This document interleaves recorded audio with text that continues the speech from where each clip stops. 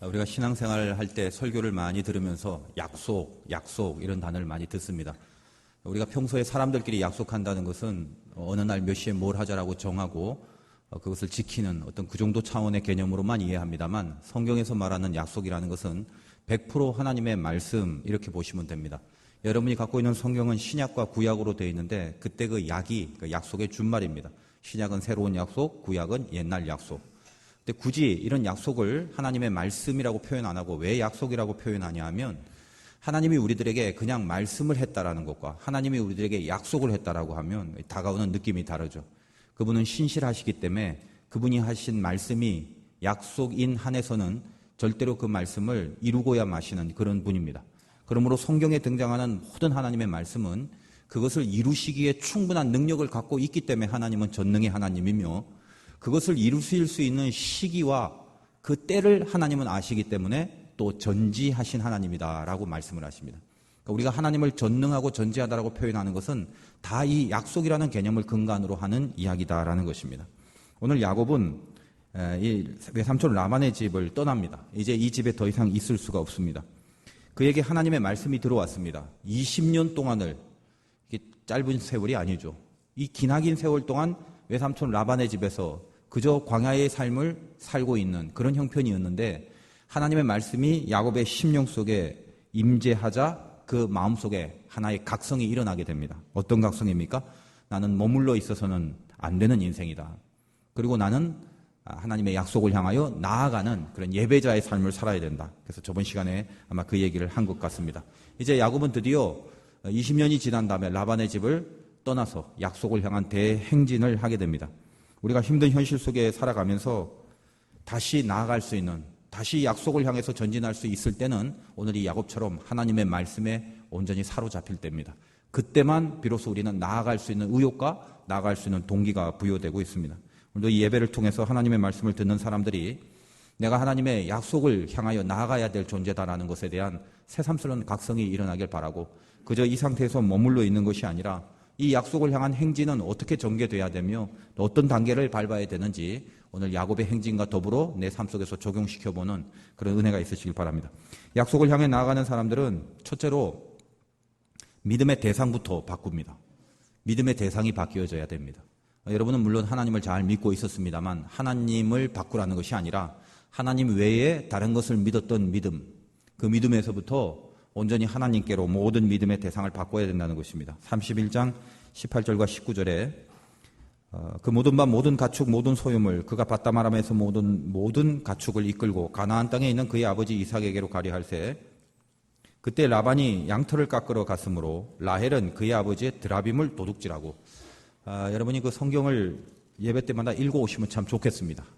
집에서 못 읽으면은 예배 때 사회자가 읽을 때 같이 무슨 내용인가 하면서 이렇게 좀 신중하게 읽어보시면 전체 줄거리를 제가 다시 말씀을 안 드려도 충분히 이해가 잘 될 거라 생각합니다. 오늘 이 외삼촌 집을 떠날 때 야곱의 와이프였던 라헬, 야곱이 사랑하는 그 라헬, 레아의 동생인 라헬이 드라빔이라는 것을 훔쳤습니다. 아버지 집에서. 근데 이 드라빔을 훔치는 사건을 통해서 성경이 여러 가지로 해석을 하고 또 여러 가지 주석과 또 많은 그 목사님들의 설교들이 있습니다. 이 드라빔은 히브리어로 테라핌이라는 복수형으로 쓰여 있는데 하나가 아니라 여러 개라는 것입니다. 고대 중동 지방의 집집마다 가정에 두었던 일종의 수호신인데, 그 난로나 문지방이나 이런 데 이렇게 곳곳에 이렇게 부적처럼 이렇게 그 드라빔이라는 우상을 세워놓고 있었습니다.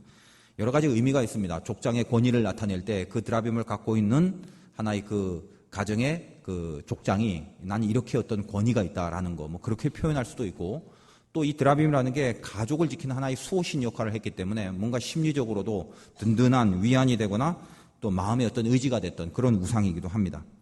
그래서 이 라헬이 아버지 드라빔을 훔친 사건을 해석하기를 왜 훔쳤는가라고 했을 때 뭐 몇 가지 이야기들이 있습니다.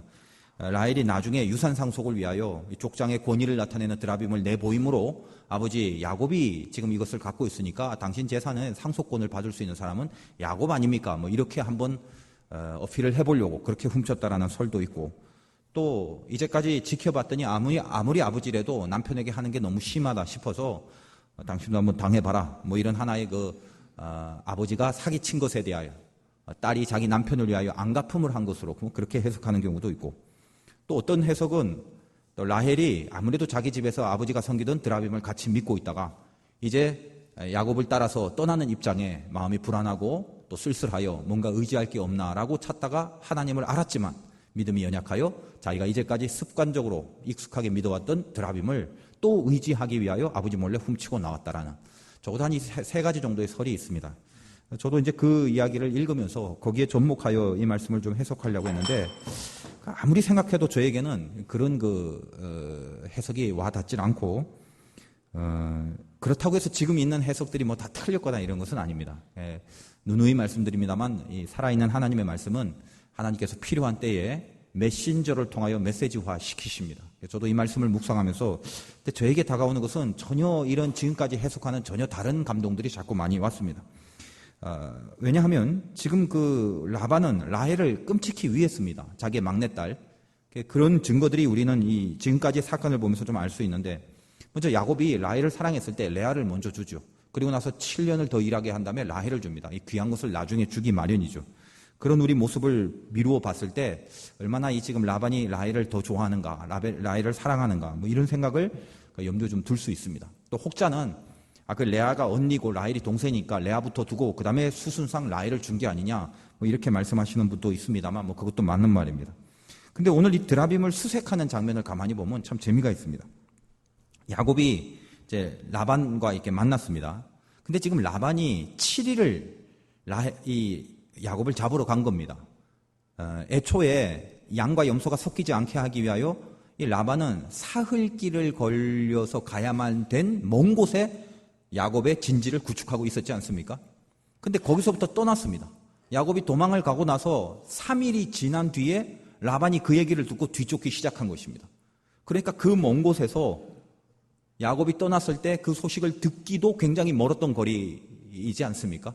그런데 7일 만에 쫓아가서 잡았다는 것은 제가 대강 생각을 해봤더니 야곱이 냅다 걸음아 날 살려려 하고 도망갔던 것도 굉장히 빨랐을 것인데 거의 그 속도의 2배 이상을 쫓아가야만 7일 만에 야곱을 잡을 수가 있는데 그 정도의 도끼를 품고 갔다면 지금 적어도 이 외삼촌의 성질로 봤을 때 야곱에게 모든 것을 뺏겼다라는 자기의 그 탐욕에 이글거렸던 그런 성깔로 살아왔던 외삼촌이 야곱을 그 정도로 잡으러 갔다는 것은 뭔가 이게 단단히 벼르고 간 거지 대강 야단 치려고 벼르고 간 게 아니더라는 것입니다.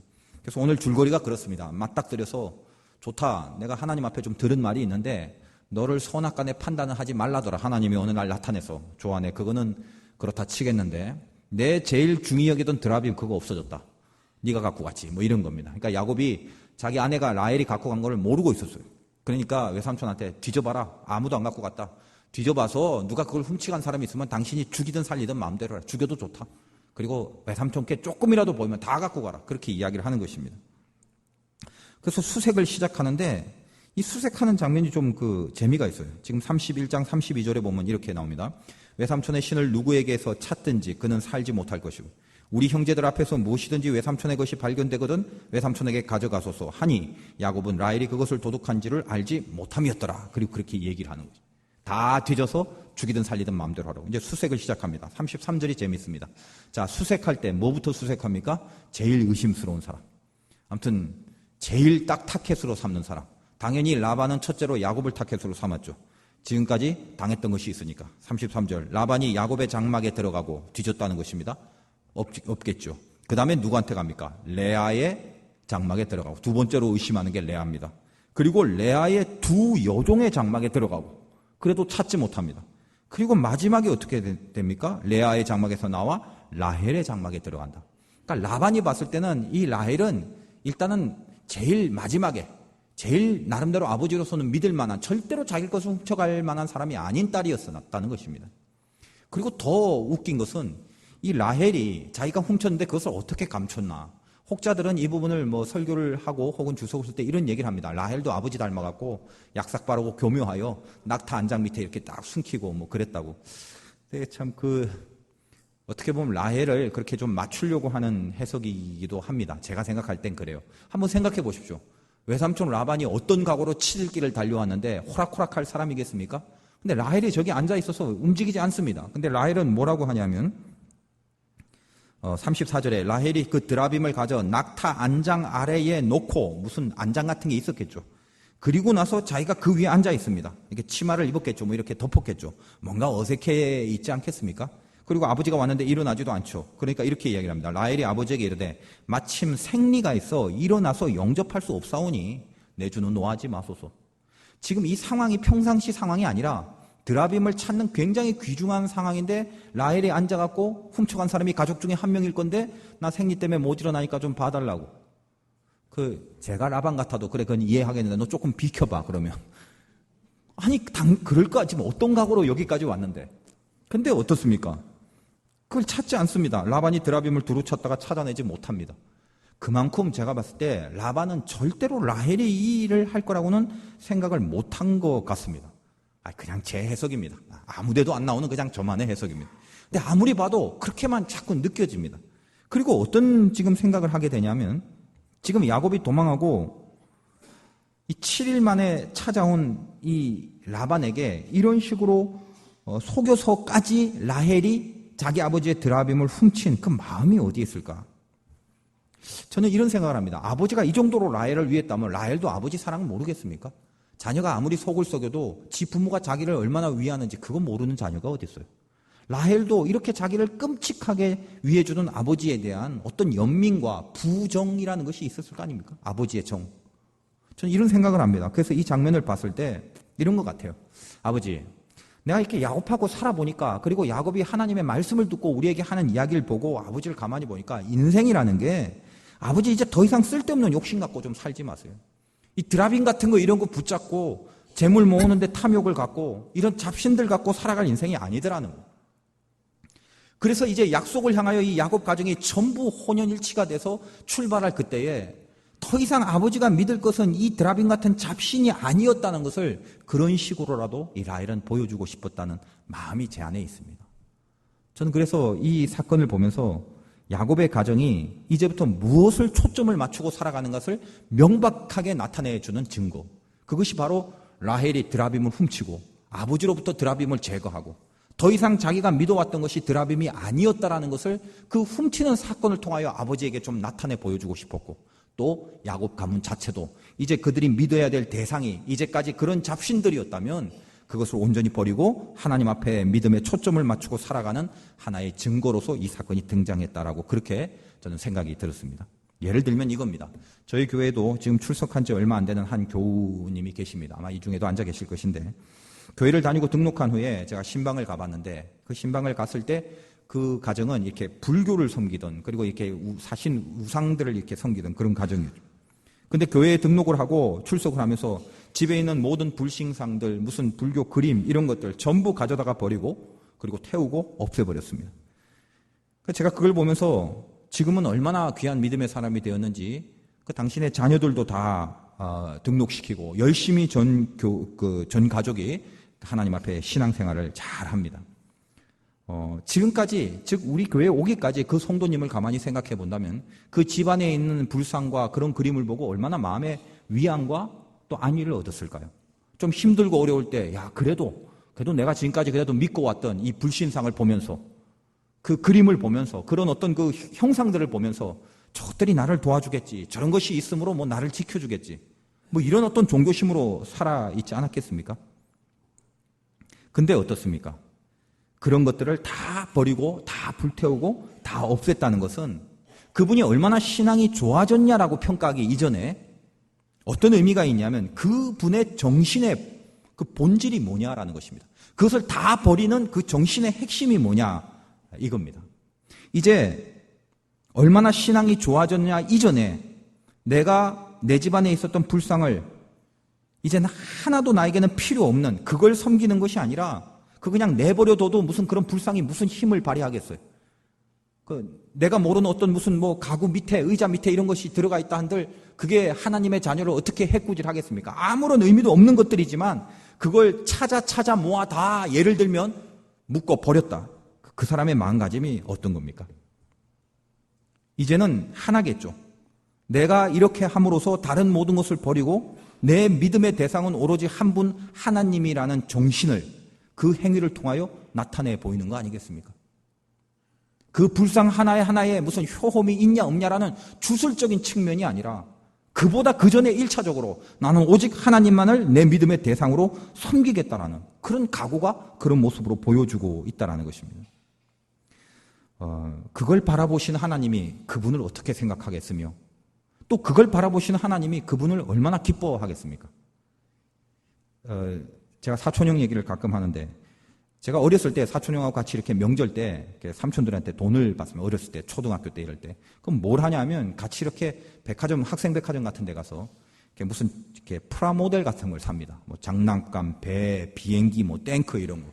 우리는 얼마나 그걸 좋아했는지 그런 걸 다 모은 다음에 다른 애들은 그냥 그렇게 모아서 이렇게 조립하는 걸로 끝나는데 저희는 이렇게 에나멜이라는 그 페인트 종류를 하나 사갖고 아주 얇은 붓으로 예를 들어 비행기를 하나 조립을 했으면 거기다가 그 에나멜로 이렇게 그림을 잘 이렇게 그립니다.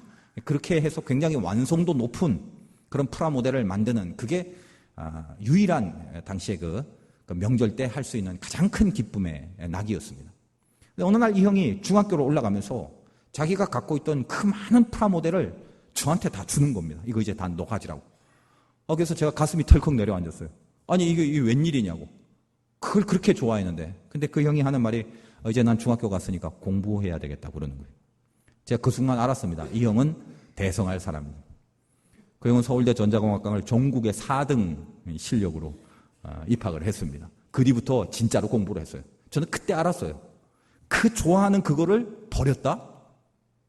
그럼 뭐가 있다는 것입니까? 하나밖에 없다는 것입니다. 가장 좋아하는 것을 버렸다. 가장 든든히 여기는 것을 버렸다. 그렇다면 나머지는 생각할 게 없는 것입니다. 어떤 성도님이 예전에 저를 찾아와서 목사님 이제 담배를 끊었다는 거예요. 그러냐고. 성공하시길 바란다고. 이번엔 틀림없이 성공할 거라고. 그래서 이번엔 어떻게 그렇게 제가 확신하냐고 물어봤더니 자기가 이제까지 담배를 피면서 뭐 이래저래 모은 라이터 숫자가 100개가 넘는데요. 100개가. 그래서 어떻게 이렇게 모았는지 어쨌든 간에 이 100개가 되는 라이터를 한꺼번에 몽땅 버렸다라는 거예요. 그거를. 그래서 제가 그거 아까운데 집에 뭐 양초를 키거나 가스불 붙일 때라도 쓰게 한 두세 개 좀 남겨두시죠. 제가 그랬더니 이분이 하는 말이 목사님 제가 그러고도 싶었는데 만약 그걸 또 봤을 때는 그게 가스불을 키려는 용도든 양초를 키려는 용도든 제가 또 봤을 때는 또 담배를 피우고 싶은 생각이 날 거라고 생각이 돼서 아예 몽땅 다 해갖고 버렸다라는 거예요. 저는 그분이 거의 성공할 확률이 100%라고 확신합니다. 왜냐하면 이미 그것은 각오를 한 거예요. 이제까지는 그냥 마음으로만 그랬는데 그런 행위를 통하여 자기 정신의 본질이 뭔가를 그 행동을 통해서 나타내 보였다는 것입니다. 여러분이 약속을 향하여 행진할 때 제일 먼저 해야 되는 것은 내 믿음의 대상이 오로지 하나님 한 분에 집중을 해야 되는 것입니다. 지금 여러분 잘 생각해 보십시오. 여러분이 버려야 될 것, 여러분이 드라빔을 갖고 있는 그 드라빔을 버려야 되는데 여러분의 드라빔이 무엇입니까? 잘 한번 생각해 보십시오. 지금 뭘 믿고 살고 있습니까? 왜 그거 생각하면 막 기분이 좋아지고 든든한 거 그거 있잖아요. 지금 한번 생각해 보세요. 뭔지. 내가 요것만 있으면 내가 든든한데 어떤 겁니까? 내가 그 사람만 잘 알고 내가 그 사람만 딱 친분만 잘 맺어주면 그럼 다 될 것 같은데 혹시 그렇습니까? 그런 분 그런 생각을 하고 계십니까? 내가 가진 그 돈만 있으면 그 땅만 있으면 그 집만 있으면 내가 그것만 확보되면 내가 얼마든지 인생 좀 이렇게 엉망으로 살아도 다른 건 다 잘 될 것 같은데 혹시 그런 거 있습니까? 그래서 그 돈과 땅과 집 때문에 뭐 든든해 하십니까?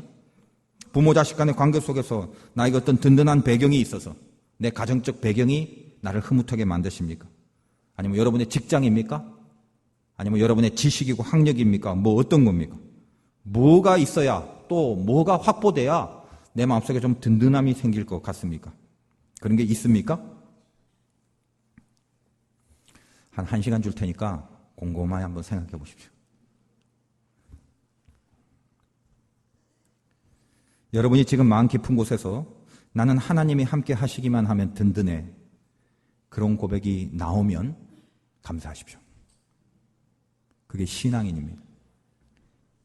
하나님이 함께 하시기 위하여 그렇다면 내가 해야 될 것이 뭔가?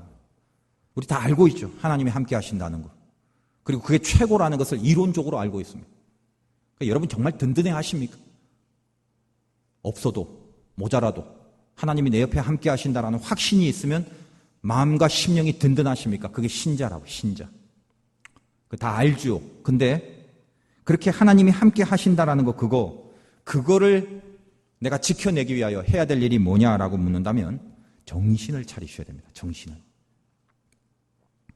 내가 믿을 수 있는 유일한 대상이 하나님이라면 그 하나님이 앞에 내가 정신을 차리고 있다는 건 딴 거 아무것도 아니에요. 과연 이렇게 하면 하나님이 기뻐하실까라는 의식이 살아있어야 되는 거죠. 그 의식이 여러분 안에 살아있습니까?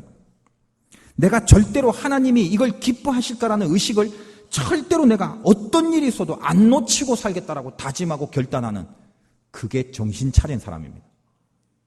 여러분 혹시 예배를 통하여 알고 있었는데도 잊어버리고 망각하고 살았다면 화들짝하고 정신을 차리시기 바랍니다. 하나님이 기뻐하는 게 뭔가를 알았다면 그것과 싸워야 됩니다. 우리는 얼마나 악하고 얼마나 게으르고 얼마나 부족한지 우리의 믿음이 분명히 있습니다. 하나님이 기뻐하시는 걸 해야 된다는 거. 그런데 어떤 상황에 직면하여 우리의 부족한 그 믿음 때문에 하나님이 기뻐하시는 걸 뻔히 알면서도 그걸 안 하고 외면하고 살아가고 있는 경우가 태반입니다. 그게 참 희한하죠. 만군의 하나님 그 여호와의 존재를 믿고 그분의 기뻐하시는 것이 뭔지를 알면서도 그걸 안 하더라는 것입니다. 왜 그럴까요? 우리의 죄성 때문에 그렇습니다. 믿음이 없고 우리는 죄인이기 때문에 그렇습니다. 정신을 차려야 됩니다. 야곱도 하나님 몰랐겠습니까? 베델에서 경험했죠. 하나님이 기뻐하시는 게 뭔가 정도는 이미 아브라함 때부터 할아버지 때부터 알아왔던 거 아니겠습니까? 근데 그냥 살고 있죠. 라반의 집에서 아무런 의식 없이 하나님이 기뻐하는 게 뭘까에 대하여 그렇게 치열하게 싸움을 안 하고 그저 20년을 그 안에서 아무것도 안 하고 어떻게 하면 내 재산을 불리고 어떻게 하면 내 소유를 늘릴까에만 집념을 갖고 살아가고 있습니다. 근데 어느 날 야곱이 다시 하나님과의 말씀과 만나죠. 화들짝 정신이 차려진 것입니다. 레아와 라헬을 다 불러놓고 내가 하나님의 말씀을 들었다. 내가 다시 봤더니 나는 예배자로 살 인생이지 여기서 재물 긁어 모아갖고 살아갈 인생이 아니구나. 나 빨리 다시 돌아가서 하나님이 나에게 그때 베델에서 약속했던 내가 너와 함께 있어 다시 돌아와 여기서 나에게 예배를 드릴 때까지 너를 지키리라. 나는 지금 뭐하고 있냐? 왜 예배 안 드리고 여기에 있냐? 아내들을 모아놓고 하나님의 말씀을 이야기합니다. 그때 레아와 라헬도 하나님의 말씀을 간접적으로 야곱에게 들었지만 속에서 각성이 생겨버리는 거죠. 이렇게 살면 안 되겠구나라는 거. 지금까지 레아와 라헬도 뭐가 그들에게 든든한 거였습니까? 누가 아들 많이 낳나? 아들 2명이면 3명보다, 3명 낳으면 4명보다 항상 더 많은 것을 아들 많이 낳는 것만 든든해 여겼던 인생 아닙니까? 지주고 볶고 옥신각신 하다가 그러다 하나님의 말씀이 야곱에게 임하고 이 야곱을 통하여 하나님의 말씀을 듣는 그 순간 정신이 차려진 거죠. 그래서 31장 16절에 저번 시간에 했습니다만 레아와 라헬이 그렇게 지지고 볶다가도 이런 결론을 내립니다. 하나님이 우리 아버지에게 취하여 가신 재물은 우리와 우리 자식의 것이니 이제 하나님이 당신에게 이르신 일을 다 준행하라. 하나님이 당신에게 이르신 일을 준행하라고 이 레아와 라헬이 손을 잡아버립니다. 한 가정에 하나님 앞에 하나됨이 일어나죠. 왜? 뜻을 받기 때문에 그렇습니다. 뜻을 받기 때문에. 그것이 약속을 향한 사람들의 첫째의 모습이라는 것입니다. 오늘 이 드라빔을 훔친 라헬의 모습을 바라보면서 우리 마음속에 내 안에 어떤 것을 믿고 든든히 여겼던가를 다시 점검해 봐야 됩니다. 여러분이 정말 하나님을 믿음의 대상으로 삼고 있는지, 그런 줄 알지만 이 세상의 이 험악한 현실 속에서 우리는 여러 번 놓쳐버렸던 것, 다시 내가 이 상황에서 이 사람을 만나고 이 상황에서 이 사건과 직면할 때 하나님이 기뻐하시는 게 뭔가를 내 속에서 살아 의식하고 있는지, 그거 이 시간에 다시 점검하시기 바랍니다. 그래서 내 믿음의 대상이 유일하게 하나님 한 분임을 내 살아있는 의식을 통하여 그분께 증거해야 됩니다. 그것을 통하여 하나님이 우리를 보시고 네가 과연 믿음을 갖고 약속을 향한 행진의 선에 섰구나라고 그렇게 하나님이 평가하게 되는 인생을 사셔야 된다는 것입니다. 여러분이 하나님의 약속을 향하여 행진을 할 때 제일 먼저 전제되는 것, 여러분의 믿음의 대상을 다시 바꾸는 것. 그리고 두 번째는 그리고 나서 해야 될 것은 부족해도 순종하라는 것입니다. 부족해도 순종해라. 오늘 31장 20절부터 보니까 야곱은 그 거취를 아람 사람 라반에게 말하지 아니하고 가만히 떠났더라. 그가 그의 모든 소유를 이끌고 강을 건너 길르앗산을 향하여 도망한 지 3일 만에 야곱이 도망한 것이 라반에게 들린지라. 자, 야곱이 어떻게 갑니까? 가만히 조용히. 이 가만히 조용히란 말은 뒤에 나오겠습니다만 도망을 간 것입니다. 자, 야곱은 하나님 말씀 듣고 또 외삼촌 라반 집에서 이렇게 쇠가 빠지게 일했으면 좀 당당할 거 아닙니까? 라반한테 가서 내가 지금 이 모양 저 모양이고 하나님 말씀이 임했어요. 삼촌, 외삼촌. 그러니까 그렇게 아시고 지금 하나님 앞에 내가 떠나려고 하는데 우리 가족들 다 데리고 갈 거예요. 딴지 걸지 마세요. 내가 하나님 말씀 듣고 하는 거니까 이쯤 됐으면 그리고 이렇게 도왔으면 더 이상 나를 방해하면 안 됩니다. 뭐 이렇게 좀 멋있게 당당하게 뭐 이렇게 떠날 것이 좀 기대가 되기도 합니다. 근데 실제는 어떻습니까? 그렇지 않죠. 두려움 속에 떠납니다. 두려움 속에. 야곱이 벌벌 떨면서 31장 31절 야곱이 라반에게 대답하여 이르되 내가 생각하기를 외삼촌이 외삼촌의 딸을 내게서 억지로 빼앗으리라 하여 두려워하였음이니이다. 왜 도망갔다고요? 두려워해서. 당당하지 못했습니다. 하나님의 말씀을 들었고 이게 분명히 맞다라고 생각했다면 물불 안 가려야 되는데 그게 아니라 야반 도주하는 것처럼 두려움 속에 이렇게 몰래 떠났다는 것입니다. 지금 이 장면은 야곱의 이 약속을 향한 행진의 선에 있는 야곱을 놓고 분석을 해본다면 연약해 보이고 참 하찮게 보이는 우리의 기대와는 다른 그런 출발일 수 있습니다. 그런데 신앙은 누구나 이런 거라는 것입니다. 누구나 다 이렇게 이런 어설프고 이렇게 뭔가 이렇게 좀 이렇게 부족하고 연약해 보이는 그러나 결국은 도망가더라도 떠나는 길은 분명히 떠나고야 마는 이런 순종. 그래서 이런 순종을 뭐라고 하냐면 부족한 순종이라고 하네요. 부족한 순종. 하나님 봤을 때도 멋진 모습, 막 불같은 모습, 이런 게 신나고 막 누가 보더라도 영광이 되고 이런 순종이 있으면 분명히 좋습니다만 누구라도 인간의 연약함 때문에 하나님 앞에 출발하는 그 행진의 선상에서의 순종은 절대로 이렇게 멋지고 완벽할 수 없다는 것입니다. 부족합니다. 연약합니다. 그러나 결국 뭐예요? 결론을 봤더니 어느덧 순종의 자리에 가 있더라는 것입니다. 그걸 부족한 순종이라고 해요. 두려워하더라도 결국 떠나고 있다는 것입니다. 그것이 믿음이라는 거예요. 이번에 제가 은혜 가운데 무사히 웨슬리 신학대학에서 신학 박사 학위를 받고 왔습니다. 졸업식을 하다 보니까 그 졸업식이 생각보다 굉장히 장대하고 막 그 큰 채플에서 이렇게 뒤에서 이렇게 쭉 그 가운을 입고 모자를 쓰고 이렇게 들어가는데 거기 막 눈 파란 색깔, 눈 갈색인 그런 이 세계의 모든 사람들이 다 일어나서 들어오는 사람을 끝까지 박수를 쳐주면서 이렇게 바라보고 있는데 굉장히 쑥스럽고도 하고 뭔가 이렇게 찡한 것도 있고 뭐 여러 가지 만감이 교차하더라고요. 그동안 아무튼 여러분 기도와 또 후원과 사랑으로 또 제가 그렇게 또 귀한 공부를 다 마칠 때까지 또 함께하여 주신 우리 교회와 또 성도님들께 진심으로 정말 감사를 드립니다.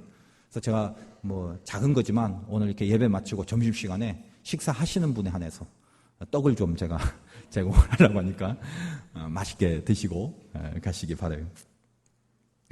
저희 기수, 제가 들어가서 공부하는 기수 중에 한 4분의 1 정도의 목사님들이 학위를 받지 못했습니다. 사정이 있는 분도 있고 또 논문을 제출하지 못한 분도 있고 이런저런 그 이유가 있죠. 근데 대부분 목회를 하시기에 바빠서 좀 이렇게 바쁜 교회에 사역하시는 분들은 사실 뭐 이렇게 제출을 한다는 거 하나가 그렇게 쉽지가 않습니다. 만만한 것이 아닙니다. 뭐 굉장히 어렵다라는 개념보다는 계속 그래도 학생의 입장에서 뭘 써내야 되고 하는 게 그 목회 사역을 하면서 그거를 한다는 게 절대 쉽지 않다라는 것입니다. 근데 그 중에 한 목사님이 미국에도 오래 사셨고 영어도 아주 잘하셔서 그 제가 봤을 때 누구보다도 제일 우수하게 또 제일 뭐 무난하게 졸업을 할 수 있을 거라고 처음부터 그렇게 생각했던 목사님이 이번에 학위를 받지 못했습니다. 그래서 그분도 굉장히 지금 마음이 절망을 하고 있어요. 근데 왜 못 받았느냐? 여러 가지를 수없이 제출을 해야 되는데 이 제출할 때는 두 가지가 있습니다. 첫째는 분량이고 두 번째는 시기입니다. 그래서 며칠까지 요거를 반드시 내야 되는 거예요. 근데 요 며칠까지 반드시 내야 되는 그 부분의 한 부분을 하루를 딜레이 돼서 그 다음 날 제출을 하는 바람에 그 웨슬리 신학대학 오피스에서 그냥 과감하게 잘라버렸습니다.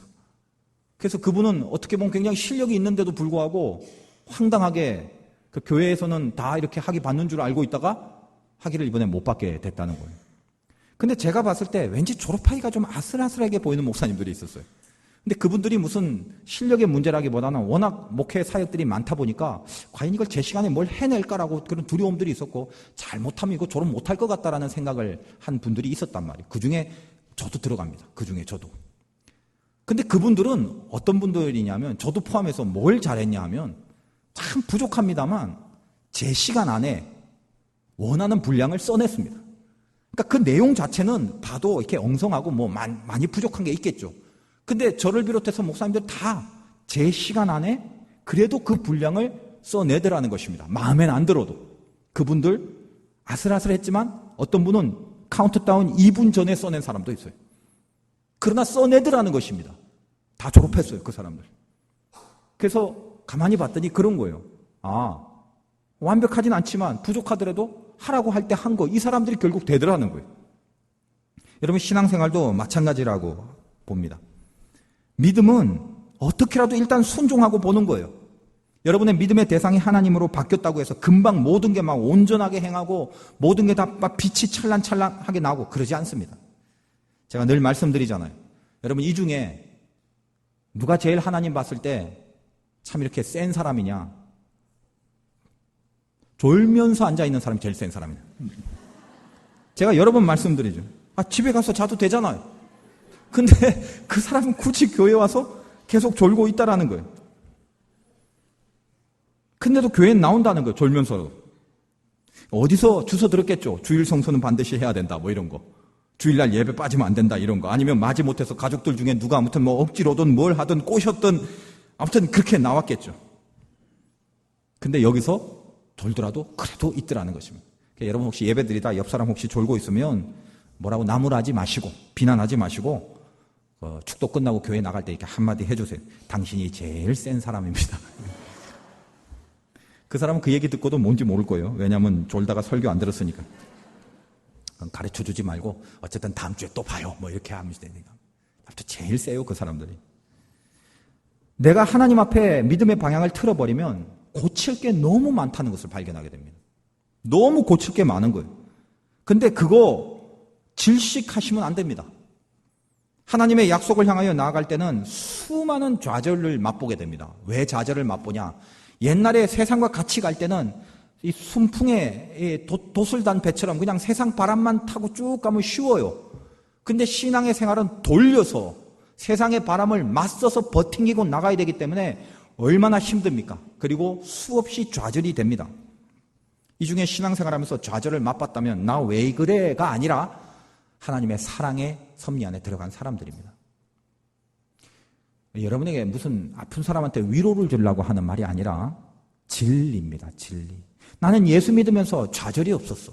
나는 예수 믿으면서 믿으면 믿을수록 그냥 아무 일 없이 그렇게 모든 게 평탄해서 제가 한번 뒷조사를 해보고 싶어요. 그런 사람들은 아마 하나님이 관리하지 않은 사람이라고 봐도 괜찮습니다. 왜냐하면 하나님은 이 땅에서 여러분이 얼마나 편안하게 사느냐를 목표로 하지 않습니다. 죄인으로 태어나서 이 죄를 그리스도의 보혈로 용서받고 하나님의 은혜로 의인으로 만들어 놓으시고야 말고 주님의 성품을 닮아가는 인격으로 변화시켜서 결국 마지막에 하나님이 당신 옆에서 함께 하시길 원하는 자녀를 만드시고 싶으신 겁니다. 그게 우리를 향한 하나님의 목표입니다. 그러므로 우리가 방향을 틀어서 너무나 많은 고칠 것을 바라봤을 때 와, 내가 또 무너지는구나. 이게 이렇게 안 되는구나. 나는 이거밖에 안 되는구나. 그런 생각이 하루에도 12번씩 엄습을 하게 돼 있다는 것입니다. 근데 그때 조심하십시오. 사단이 제일 좋아하는 건 뭐냐 하면 야, 내가 이렇게 맨날 무너질 바야 차라리 때려치우고 말지. 차라리 관두는 게 낫지 않겠냐. 이 사단이 제일 좋아하는 마음입니다. 사단들은 자기 집을 짓는데 이 집에 담을 무슨 담으로 하냐면 낙담으로 만듭니다. 낙담으로. 그래서 낙담을 딱 쳐놓으면 그거는 사단의 집이에요. 낙담이 있는 사람은 사단이 집 짓고 삽니다. 여러분, 좌절을 맛보는 건 누구라도 피해갈 수 없는 경험, 누구라도 그건 피할 수 없습니다. 그런데 같은 좌절이라도 그것이 사탄과 만나면 낙담이 일어나지만 성령과 만나면 기도가 일어납니다. 기도. 우리가 이 땅에서 좌절을 맛봤을 때 그것이 하나님과 만나게 될 때 그것은 더 이상 나에게 고난과 아픔과 나를 죽이려고 하는 그런 문제와 아픔이 아니라 붙잡고 기도의 거리로 삼으라는 하나님의 유일한 메시지. 기대하십시오. 문제를 문제로 보지 마시고 문제 붙잡고 기도 자리로 가서 그 신비한 하나님의 도우심에 대한 기대를 하십시오. 여러분, 기도가 기대로 바뀌는 거예요. 그 신앙 아닙니까? 그러니까 문제가 있으면 신나해라라는 말은 어불성설이겠습니다만 적어도 이 문제가 나를 죽이려고 하는 게 아니다라는 건 깨달으셔야 됩니다. 갖고 다시 무릎 꿇게 만드시는 겁니다. 그럼 속에서 문제 때문에 아프지만 기분은 좋잖아요. 안 좋아요? 왜? 이 문제를 손대주실 하나님을 기대하는 행복. 이건 하나님의 자녀만이 가질 수 있는 행복이잖아요. 여러분, 이런 신비한 행복을 갖고 살아간다는 거 좋지 않습니까? 믿음을 다시 찾으십시오. 문제를 붙잡고 기도의 자리로 가는 것. 여러분, 하루 만에 10개를 다 하려고 하면 안 됩니다. 고칠 게 아무리 많고 수많은 문제가 있어도 그걸 다 내가 감당을 할 만한 실력이 안 되기 때문에 그 10개 중에 단 한두 개라도 내가 목숨 걸고 싸울 수 있는 것이 중요합니다. 여러분한테 권유할 만한 영화는 아닙니다만 주유소 습격 사건이라는 뭐 이상한 한국 영화가 있어요. 거기 유호성이라는 배우가 나오는데 여러 명과 같이 이렇게 싸웁니다. 싸우는데 유명한 명대사를 하나 날려요. 나는 한 놈만 패. 한 명만 패더라고, 한 명만. 근데 실제로 한 명만 때리니까 다른 사람 신경도 안 써요. 그냥 여러 명하고 싸우는데 그 한 명만 계속 때려요. 다른 사람이 쉽게 접근을 못 하더라고요. 저는 거기서 하나의 그 신앙적 원리를 좀 깨닫습니다. 여러분, 고칠 거 많죠? 하나만 고치십시오. 아니, 하나라도 고치시라는 겁니다. 싸울 때는 하나만 걸고 싸우더라도 하나님 주목하십니다. 왜? 하나님은 싸우고 있는 걸 보는 거예요. 그래서 저는 이렇게 생각해요. 하나님은 완전한 것보다는 온전한 걸 좋아하신다. 그럼 완전과 온전의 차이는 뭐냐? 완전은 perfect, 영어로 perfect, 흠이 없어요. 완성되어 있는 것, 그게 완전입니다. 온전은 뭐냐? 영어로 thoroughly란 말이 있어요. 철저히란 말, 지극히란 말. 그러니까 하나님이 좋아하는 건 퍼펙트하게 완성한 게 아니라 그 문제에 얼마나 철저하고 지극하냐를 보시는 거예요. 하나님 우리의 온전하심을 좋아하십니다. 여러분, 지금 온전해지고 있는지 한번 점검해 보시기 바라요. 부족합니다. 그러나 결국은 순종해버리는 믿음. 두려워하지만 결국 떠날 것은 떠나야 된다고 생각되는 순간 떠나는 그 믿음.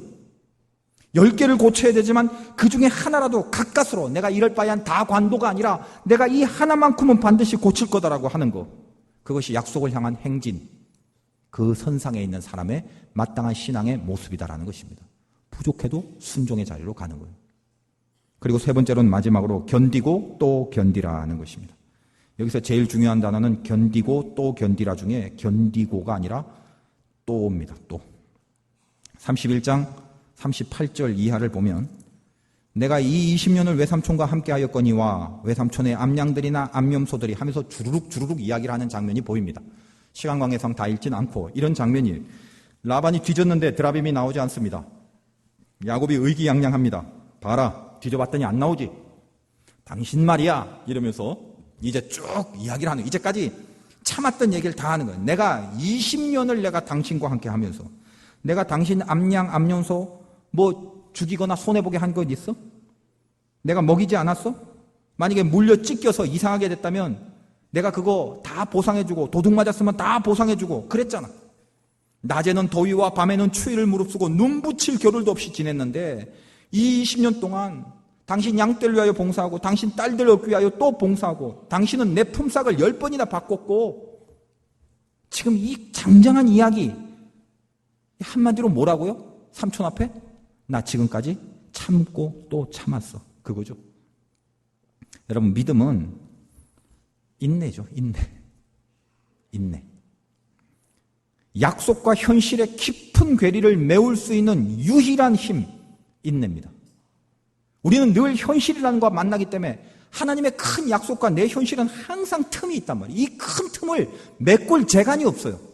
오직 믿음으로만 메꾸는데 그 중에 믿음 안의 내용 중에 인내라는 실이 내 현실과 하나님의 약속을 꿰맬 수 있는 실입니다. 그게 인내라는 거예요. 그래서 신앙의 삶은 예외 없이 인내를 요구하게 돼 있어요. 야곱이 견딘 이야기 한번 보십시오. 핵심이 뭐예요? 내가 한 번 견딘 게 아니라는 거예요. 내가 그랬을 때 욱했지만 꽉 견뎠다. 근데 그 다음에 연달아 또 욱할 게 오더라. 근데 그걸 또 견뎠다. 또가 중요하다는 거예요. 한 번은 견딥니다, 여러분. 2번이 힘들죠.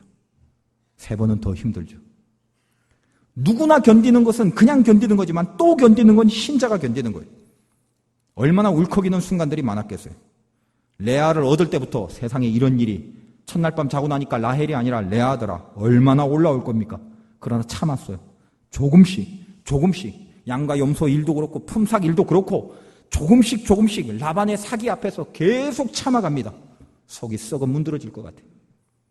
도대체 하나님이 있는 건지 없는 건지 내 편인지 네 편인지 분간도 안 될 정도로 그냥 그 견디는 과정 중에 조여오는 압박감과 그 속에서 멍든 마음으로 자기를 지켜내야 하는 것들이 얼마나 힘들었겠습니까? 근데요, 그때부터 조금씩 야곱이라는 한 인간의 성향이 깨트려지기 시작합니다. 다 무너지고 또 무너지고 그 견디는 동안 야곱의 성질이 야곱 같은 성질이 이게 바뀌기 시작하는 거예요. 나중에 여러분 알다시피 야복강 사건을 감당하게 됩니다. 여러분 그 야복강 사건은 야곱이 이스라엘의 축복을 받는 장면이에요. 근데 그게 한 방에 됐겠습니까? 절대요. 라반의 집에서 20년의 내공과 이 견딤의 공력이 없었다면 절대로 야복강가에서 야곱은 이스라엘이 될 수 없었을 것입니다. 제가 봤을 땐 그래요. 이미 견디고 또 견디는 가운데 야곱에 있는 모든 성향들이 하나씩 무너져가고 그 무너짐의 마지막 하이라이트가 야복강가에서 이스라엘의 축복을 받는 장면입니다. 한 번에 되지 않는다는 거예요. 여러분이 만약 견뎌야 될 사건이 있습니까? 무너질 것 같고 너무너무 억울하고 도저히 참을 수 없을 것 같고 이걸 견디자니 정말 미칠 것 같고 하나 여러분 명심하십시오. 여러분을 이스라엘로 만드는 하나님의 전초전입니다. 그 외에 아무것도 없습니다. 내가 싫다고 해서 나 이스라엘 안 될래요. 나 이거 견디는 거 싫으니까 나 이스라엘도 싫어요. 그냥 딴 데 가게 해주세요. 아니요. 하나님은 그러지 않습니다. 하나님은 나에게 편한 길을 주시는 분이 아니라 가장 좋은 길을 주시는 분이 우리를 끄집어 붙들어 반드시 이스라엘로 만들고 마십니다. 그래서 우리는 내 깊은 운명에 자신감을 갖고 있어요. 여러분이 당하는 고난 때문에 망하지 않습니다. 걱정하지 마세요. 하나님의 목표는 내가 이스라엘이 되는 거예요. 오늘 야곱의 성질이 다 깨지는 그 길을 걸어가게 합니다. 산악인 중에 엄홍길 씨라는 분이 있죠. 세계적인 산악인이 아닙니까? 세계 높은 산은 다 밟아본 참 유명한 사람 아닙니까? 엄홍길 씨. 그분과 인터뷰를 했다는 거예요. 너무 뻔한 질문을 물어본 거예요. 언제 제일 큰 성취감을 느끼냐고. 우리 생각엔 다 정상에서 깃발 꼽을 때 같죠. 근데 그분이 하는 말이 의미심장해요. 다른 사람 다 그렇게 생각하는데 자기는 아니래요. 언제냐? 정상을 밟고 다시 밑으로 내려와서 제일 밑에 있는 베이스 캠프에서 내가 밟았던 정상을 물구름이 바라봤을 때 그때 밀려오는 성취감이 제일 크다는 것입니다. 여러분 신앙도 마찬가지예요. 지금 마지막 당하는 그 십정에서 견뎌야 되는 그 과정 속에서는요. 아무런 기쁨도 없습니다. 사실은. 아무런 평안도 없다고요. 그냥 그 고달픈 상태 그대로예요.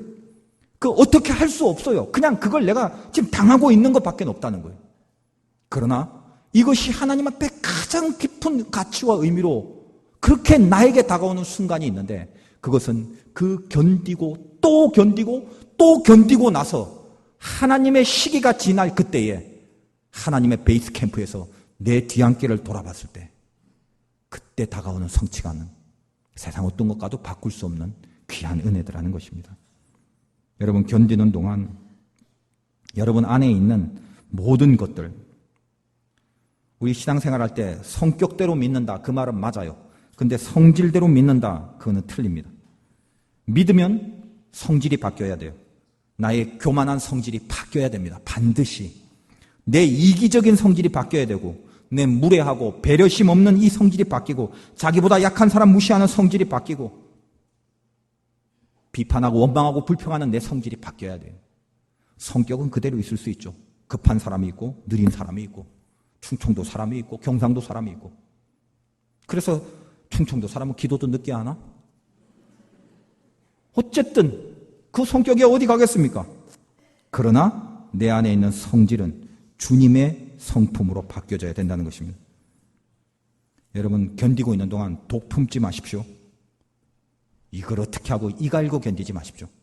하나님은 견디는 동안 여러분에게 요구하는 게 딱 하나입니다.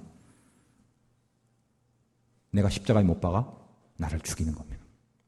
이걸 억울하다고 생각하면 우리는 기독교의 길을 갈 수 없습니다. 여러분의 모든 문제는 제가 정확하게 말씀드립니다. 내가 죽으면 다 해결됩니다. 그게 사실은 정답입니다. 근데 그게 그렇게 힘든 겁니다. 평생 걸쳐서도 안 되는 게 나를 십자가에 죽이는 그 작업입니다. 하나님은 여러분을 사랑하셔서 내 안에 교만한 나의 죄성을 몽땅 죽이시고 당신의 자리를 펴시며 주님이 주인 되시는 그 영혼을 만들고야 마실 것입니다. 여러분이 그 경지까지 갈 때까지 지금 여러분이 당하고 견디는 동안 빨리 내 안의 것을 죽여버리십시오. 십자가에 못 박혀 죽으신 주님을 따라간다면 내 모든 성질이 주의 십자가 앞에 못 박아 적어도 내 속에서 주님의 성품을 닮아가고 주님의 성품과 함께하는 것들이 만들어져야 됩니다. 여러분, 사람끼리 같이 있고 싶은 사람이 있고 같이 있기 싫은 사람이 있습니다. 같이 있고 싶은 사람은, 마음이 같은 사람은 같이 있고 싶어요. 그것은 만고불변의 진리일 것입니다. 우리가 주님과 같이 있는다면 주님이 생각하고 주님이 품고 있는 마음과 내가 달라서 어떻게 같이 있고 싶겠습니까? 하나님은 나를 죽이셔서 내 안의 성품을 주님의 성품과 같게 만들고 내 안의 성품을 주님의 성품과 닮게 만들어서 평생 영원한 시간 속에 당신과 함께 거하시는 자녀로 우리를 삼으시고 싶어 하십니다. 우리의 목표는 다시 한번 말씀드립니다. 그 문제가 해결되는 게 목표가 아니라 그 문제를 통하여 나를 죽이고 주님의 성품을 만들어내서 하나님이 신비롭게 나와 동행하는 것을 이 땅에서부터 체험하는 바로 그 일인 것입니다. 여러분, 우리는 약속을 받았습니다. 그리고 이 약속을 위하여 행진하도록 부름받았습니다. 어떤 단계를 거쳐서 야곱이 그의 삶을 이제 출발했는지 여러분이 말씀 속에 다시 한번 되새기시기를 바라고, 오늘 말씀드린 세 가지를 여러분의 삶 속에 분명히 적용시켜 보시기 바랍니다. 내가 뭘 믿고 살았는지, 뭘 든든하게 여겼는지 하나님이 아니라면 다 버려보십시오. 그리고 내 안에 부족함이 있고 연약함이 있다 할지라도 분명히 하나님이 하라고 하시는 것, 하지 말라고 하시는 것에 부족하지만 반드시 순종해버리는 그런 모습을 하나님 앞에 보이시라는 겁니다. 그리고 견뎌야 될 것들이 무지하게 많이 나올 것입니다. 또를 잊지 마십시오. 또를 생각하십시오. 다시 한번 또 견디십시오. 그리고 나서 하나님 우리에게 주신 약속을 받아 누리시는 축복이 있으시기를 우리 주님의 이름으로 축원드립니다.